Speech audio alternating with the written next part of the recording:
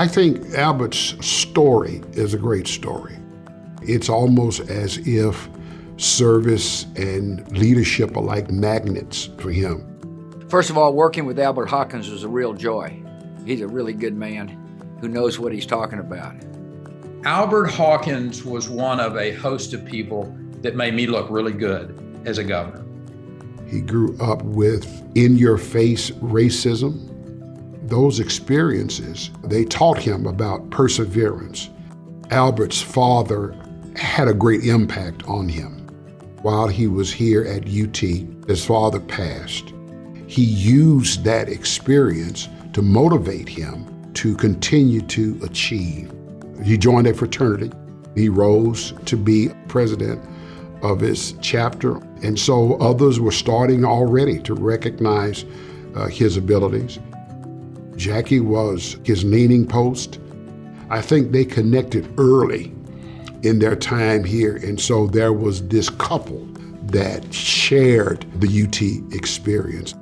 Albert and I both entered the University of Texas in the fall of 1971. I lived in the Jester Women's Dorm, and Albert lived in Prather Hall.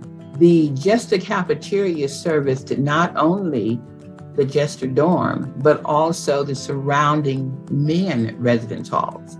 For the Black students that lived in Jester, the cafeteria was a popular meeting place. We were one of those couples that grew out of that initial group of friends. He started out in the mailroom at the Legislative Budget Board.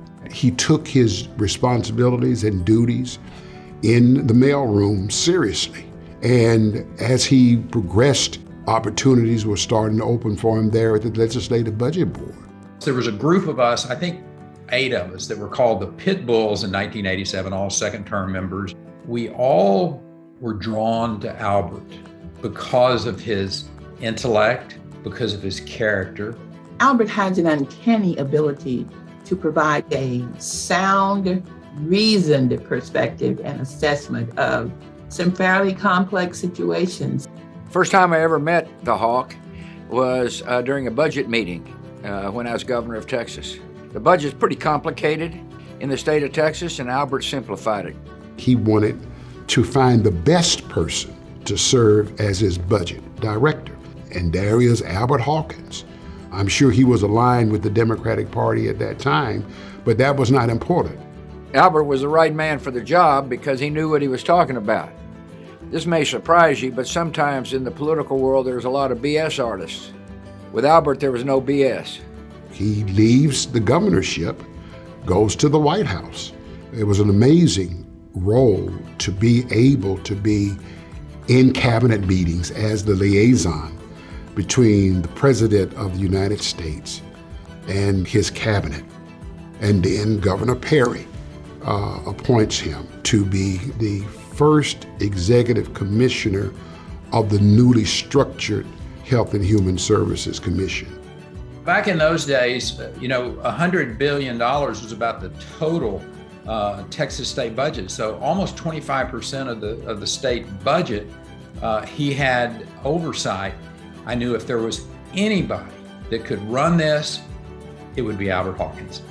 I know that his family is very important to him. Jackie is like the producer. She handles the details. And they both have standards of excellence. And you see how that was passed on to their children. Albert has so many slices of things that he's involved with. And one might say, how do you do the work you do with the Texas Exes? How do you do the work at the LBJ school? How do you do the work with the precursors? The Precursors is a name that was given to Black students here at the University of Texas who came here in the late 50s primarily and endured all that was happening on this campus relative to race relations. The vision was that others would come after them. His loyalty to the university, although I always knew it was there, he never stacked the deck. He always played straight. But at the end of the day, he was going to be in the stands wearing his burnt orange and white with his horns up. Albert's legacy for the University of Texas is you produced a fine graduate, somebody who is a really good public servant, and somebody who served with dignity. I congratulate Albert and Jackie, and I wish you all the very best. You've set a high bar for our children and grandchildren. You truly embody, to whom much is given, much is required. When you think about the slogan of UT, what starts here changes the world. Well, Albert Hawkins is an example. Which leaves us to only one thing left for this Aggie governor, and hook 'em horns, Albert.